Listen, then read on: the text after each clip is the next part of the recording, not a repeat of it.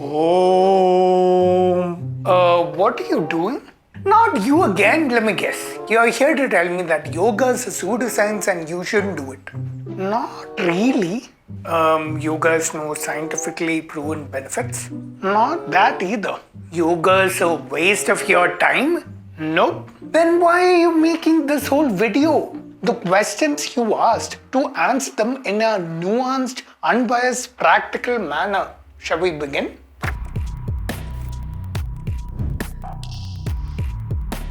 My name's Pranav and you're watching Scienceisdope. If you ask me if astrology was a pseudoscience, I'll confidently say yes. The same goes for homeopathy or Vastu Shastra, they're all pseudoscientific. But if you ask me, is yoga a pseudoscience? I cannot give a black and white answer to that. I cannot just say yes or no. Are there elements of pseudoscience in yoga? There are plenty. But are there studies that establish the benefits of yoga? There are many of those as well. So how do you handle this topic? All this requires some nuance and research to understand well, which I've done. So sit back, relax, grab your popcorn, cause it's gonna be a long one.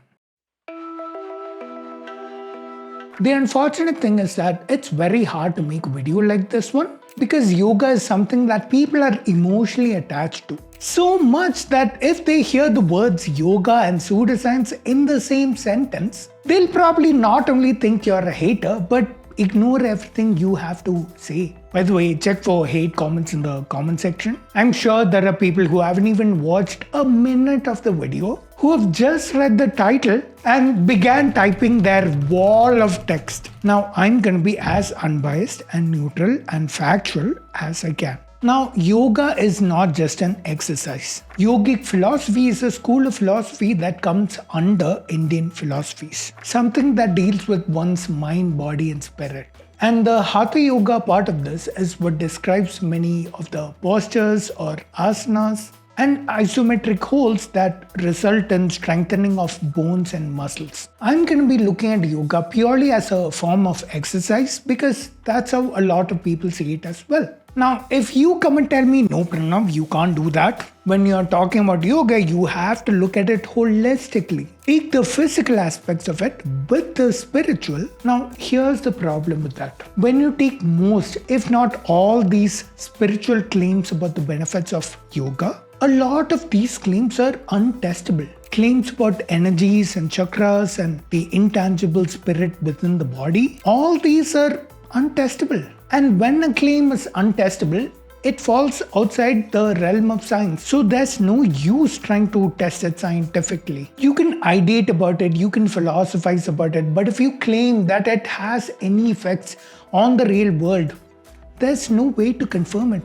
But that doesn't stop people from doing so. Because for the unaware public, which is like 90% of their customer base, pseudoscience is a really useful tool for marketing. I've heard claims like certain yoga asanas put pressure on the organs, etc. Like it removes toxins from the liver. The fact is, there's no way to put pressure on the liver to remove toxins. The liver isn't some wet cloth that you can just squeeze toxins out of like water. But to the untrained ear, these claims sound scientific, but they have no basis in reality. And we have a name for it. I've said it already.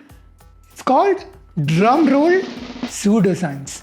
And this is made even worse by social media. You can look at these yoga influencers and their pages, and the amount of pseudoscience is just mind-blowing. Now, like I said, pseudoscience can be a really useful tool for marketing. For example, have you seen those ab exercise machines?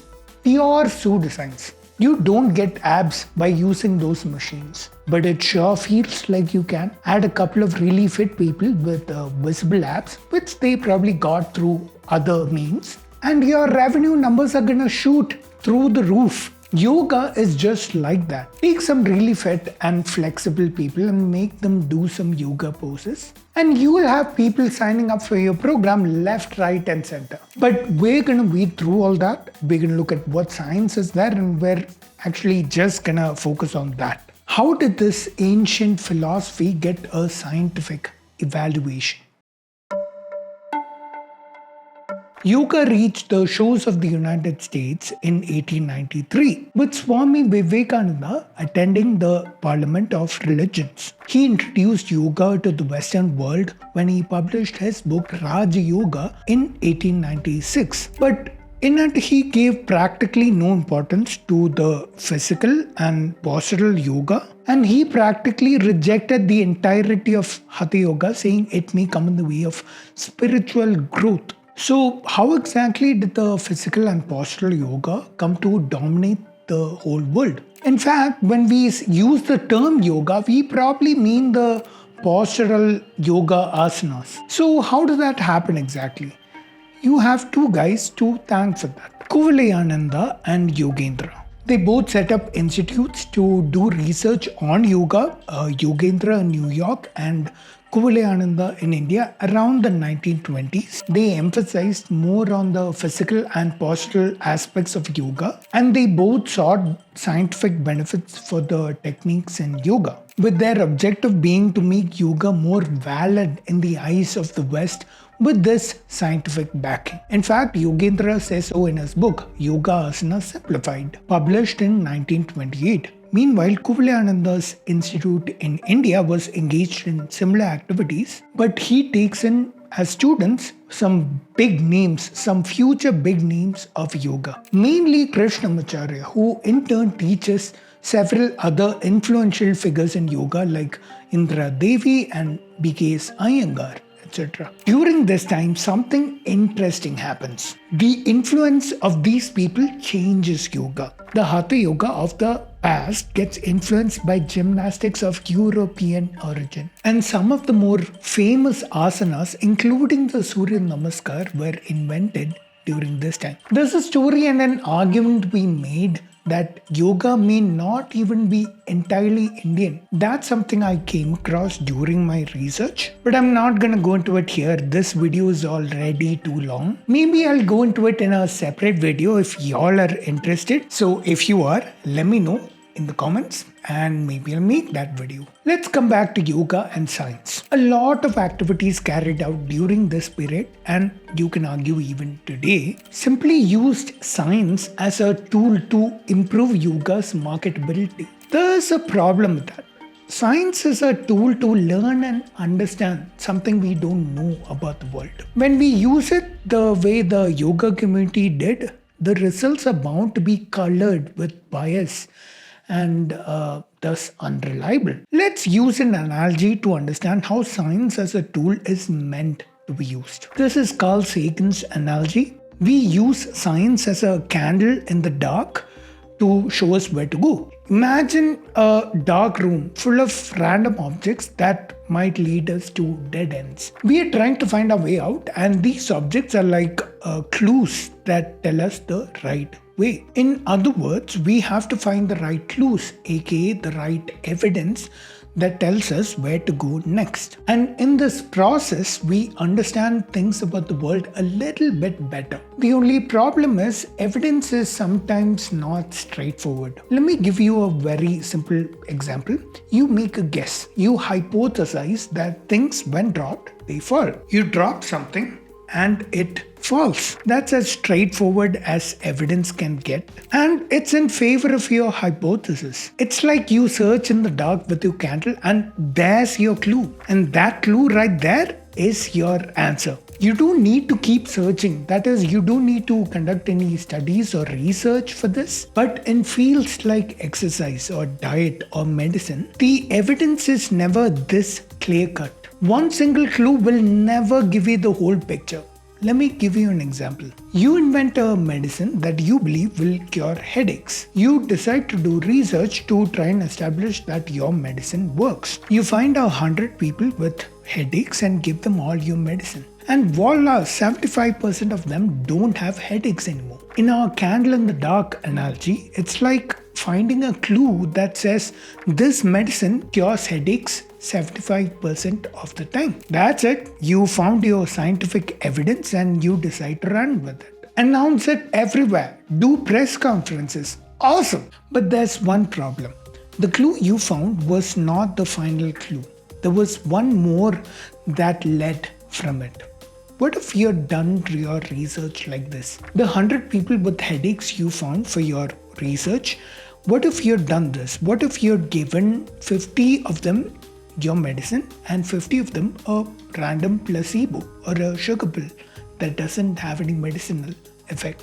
Then if you had found that in your medicine group 75% of them got cured of headaches and in the placebo group only 30% of them got cured, you now have even better results that show that your medicine works. It's like you kept looking in the dark till you found an even better clue that says that your medicine is effective. If you'd used this as your reference in your announcements and press conferences, it would have been even better. Now here's the catch.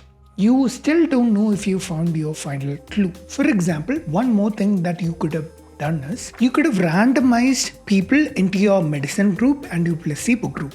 Like randomly put people in one group and the other. That way, factors such as diet, genetics, lifestyle, other medical conditions don't play a factor. You could make the organizers of the study and the participants of the study blind to the fact that they're getting the medicine or giving the medicine. That way, their own personal biases also don't play a factor. These lead you to better and better clues about the effectiveness of your medicine. Now, why am I saying all this in a video about yoga? Because almost all the studies in yoga stop at that first clue and don't go any further. The people who conduct these studies on yoga see one favorable result saying, hey, yoga has these benefits of reducing blood pressure or improving mental states, etc. And they run with it. They announce it, they talk about it with the press, etc. When what they should have done is, they should have thought to themselves, hey, exercise has those benefits too.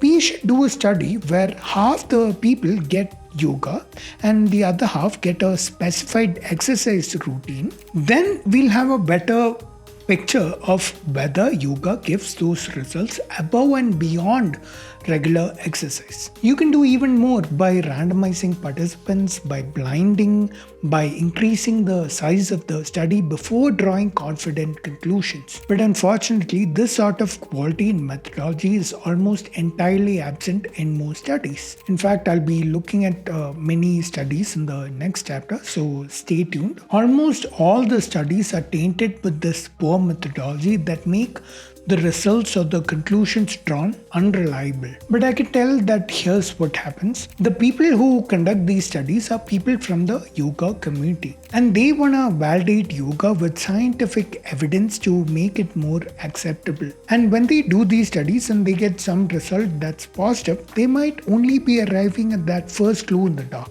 There may be better clues that give you a better answer to the question you're trying to ask. But the yoga people get too excited seeing that first clue because it's positive. And like I said, they run with it. They announce it. They talk to the press. And they might even quote the study when they're trying to market their product, their yoga product or courses or classes or whatever. This is what happens when you start with a bias before you run a study. This is not how science works. Whether you have a personal bias or not, you try to conduct a study with proper methodology and then you look at the results without being too obsessed about whether they're in favor of your hypothesis or not. And then you'll go down the right path. We'll have better answers to the questions we're all trying to ask. When you're too emotionally invested in a conclusion, all humans, not just the yoga community, they have a tendency to fit facts to the conclusion and not the other way around. This is the reason the studies in yoga are unreliable. This is why people have a confusion as to whether yoga is truly beneficial for them or whether it's just a hype. A lot of people in the yoga community need to be willing to accept the results no matter what they are. If they're positive, hey, great. The entire scientific community will be ready to accept repeatable results from a clean methodology study. But if they're negative, the yoga community should be willing to accept that too. Because we as humans have progressed further by learning something new. Just remember what Neil deGrasse Tyson said. The universe is under no obligation to make sense to you. Quite often, what is marketed as specific benefits of yoga are just generic benefits of exercise. Till date, there has never been a study that says that yoga is the single best way of doing XYZ over anything else. And it doesn't help that the marketing of yoga is often done with a lot of pseudoscience. Asanas that remove toxins from your liver or plaque from your arteries, these only work when you try to market it to individuals that are not trained in science. These people will buy anything if it sounds scientific enough. Let's now look at some studies and see in real time what the problem is. Okay, let's look at this first study. By the way, all the studies are linked below so you can check them out yourself. This first study on the effect of Hatha Yoga on muscle strength and endurance, etc. I wasn't surprised to see that even though the study had a control group, it lacked randomization. Not only that, the study participants were asked not to start any new exercise routine or yoga during the course of the study. This means that the study wasn't comparing the effect of yoga to regular exercise. It was comparing yoga to nothing. And I'll tell you the importance of randomization here. Look at how they've grouped the participants. All the ones with the low push-up numbers in the control group and the ones with the high numbers in the yoga group. Randomization would have prevented this from happening. After the study, surprise, surprise, there's absolutely no change in the push-up numbers of the control group, whereas the yoga group, aka the ones who got training, showed a significant increase in their push-up numbers. And that's to be expected. Someone with no training experience in the first few months of training has rapid strength gains, which is what we saw. I hope you can see the flaw in the study design. Does it show that yoga has benefits or that training has benefits? I think we can all agree that it's the latter. But the study authors have concluded that yoga has benefits, and so now that can be used to market yoga. Let's look at another one. This one again on the effect of yoga on muscle strength. And by the way, from now on I'm going to go faster in the interest of time. This one is again not randomized. I understand not blinding, as you can't keep the participants blind from whether they're getting yoga or not. But why wouldn't you randomize your study participants? These people were also tested in a similar way, with one group getting yoga training and the control group getting nothing. I can go into more. The sample size of the study participants cannot justify the conclusions drawn. These flaws in design cannot justify any superiority that yoga has over other forms of exercise or stretching routines or physical activity, etc. Here's a third one, measuring yoga's effect on sleep quality and various blood markers. Again, I see very poor design. What was done is participants were divided into two groups, a yoga group and a control group. The yoga group got an instructor who trained them in asanas for a period of 3 months. The control group was advised to do 15 minutes of simple physical exercises every day for that period. No descriptions of what those simple exercises were or no description of any follow-up they did to see if these participants were actively doing it. Their blood markers were measured at the end of 3 months. Any guesses as to which group had the improvement? The group that got professional training, and their sleep quality was assessed through self-reporting. Anytime there's self-reporting involved, I'm very sus of the results because they tend to be very subjective. Any yoga enthusiast will report yoga as having had a positive impact on their sleep, and we haven't been able to determine if there's any placebo effect involved. I thought of including more studies, but the video was getting way too long, and so I decided against it. If anyone would like to link me to a study that has very clean methodology that proves beyond any doubt that yoga is clearly superior to other forms of exercise, the comments are all yours. But let me warn you right now that you'll be hard pressed to find any such study. So good luck with all the time you spend. All these studies show that yoga has some effect on all these parameters, but fail to show any improvement over other forms of exercise. It's not that there's a lack of studies on yoga. It's that there's a lack of quality studies. I've seen a similar problem in Ayurveda too, and I've investigated that in this video. You can check it out. The lay public are the ones being misinformed because of this. Like everywhere they look, there's someone saying, hey, research has demonstrated that yoga has XYZ benefits. Like this article where there's an interview with a yoga guru. He's repeatedly answering many questions with how research says that yoga has these XYZ benefits. And if you ever get a chance to go through this vaguely mentioned research and you know how to go through the medical jargon and studies, which is rare, you'll find that there's a lot of poor quality studies that claim to prove that yoga has many benefits more than or superior to exercise, which I can confidently say now that it doesn't, because we know how exercise works. The muscles and bones in your body are very dynamic tissue. You give them a load, also known as a resistance, that's where the name resistance training comes from. They will adapt to the resistance. They will change based on how much you work them. In fact, if you give them load slightly heavier than what they can bear, they will change themselves in order to adapt to that resistance. Your bones will grow denser, your muscles will grow stronger and bigger as a result.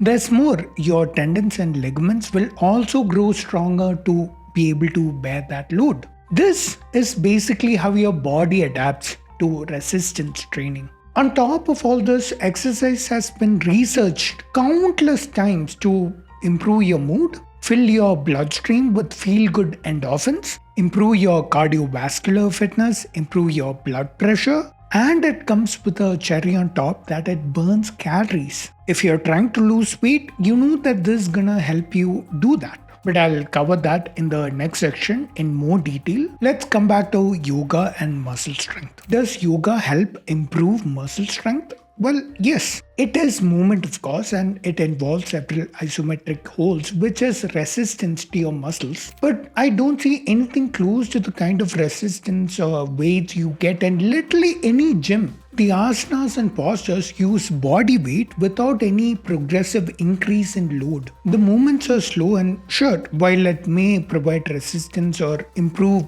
joint health, and while the stretching may provide resistance to your ligaments and tendons, I don't see anything near the kind of intensity that might put ample resistance on your cardiovascular system. And like I've shown you, none of the studies on yoga show any benefit above and beyond regular exercise. And I'm sure many people are interested in using yoga as a tool for weight loss, so let's talk about it. It is now a well-established fact that weight loss is all about a caloric deficit. You eat less calories than you burn. But if you want to do it in a healthy manner, you have to take care of your nutrition. Remember, your body needs not just calories, it needs nutrients as well for its various functions. I've spoken about it in detail over here in this video on how to eat properly and ensure proper nutrition during weight loss or weight gain or maintaining weight or whatever it is you want to do. Since weight loss just comes down to a caloric deficit, the kind of exercise you do doesn't really matter all that much. Although if you're looking to lose more calories through exercise, I'd suggest something of a higher intensity, not necessarily the gym, but maybe running or cycling or swimming, or maybe your favorite sport, football or badminton. But yoga wouldn't be at the top of my list. Then I often get this question, hey, there are a lot of thin people practicing yoga. How can you say that yoga doesn't help you lose weight? In my experience, those people didn't lose weight because of yoga. They were thin to begin with. Look, I'm not saying that you can't lose weight by doing yoga. I'm saying that there are better ways out there for achieving those results. So what's the final takeaway that you get from all this? I'm thoroughly unconvinced that yoga is superior to other forms of exercise. The studies out there do show that yoga has some effect, but they're all too poor in quality to assess if yoga has any benefits above and beyond regular exercise, or sometimes if those benefits are a result of the placebo effect. owing to the participants being really enthusiastic about yoga and expecting results. One thing we know for sure is that any movement is good. The more stressful the movement, the better, up to a point. And yoga clearly fails in this category. As you saw in one of the studies, a yoga class did improve the participants' physical parameters, but we don't know how much improvement there would have been had they been doing some other regular exercise routine. And another thing is that, as with any form of exercise, it's not how you do it or your choice of exercises or even things like diet and all that. It's consistency, how regular you are at doing it. And if yoga is fun for you and helps you in maintaining that consistency, then go ahead, practice yoga. But I hope I've given you a clear picture of what to expect. The other thing is that yoga is really popular. It's a $100+ billion industry worldwide. And because of that popularity, there are a lot of voices that try to market yoga to more people. And because spirituality is also a part of yoga, there are a lot of pseudoscientific claims, aka something that sounds scientific but has no evidence to back it up. This unfortunately works really well with people that aren't trained in science, which is most people. But I hope this video has made you more aware of those kinds of claims. What's unfortunate is that yoga has real potential as a low impact form of exercise that can be of good use in things like physiotherapy. But the really poor quality of research in yoga makes it really hard to get established with unambiguous scientific backing. One more thing is that I try to do my videos without the help of any sponsors or anything of that sort. So your direct support is what keeps me going. If you find enough value in my content, then I encourage you to support me through one of these options on your screen. I've also linked them below. But I highly recommend Patreon and YouTube memberships so that I can have a regular monthly revenue, so that I don't really have to worry about how each video is going to perform before I make them. And I've seen that this kind of financial pressure is something that eats into my creativity, and I don't really want to see that happen.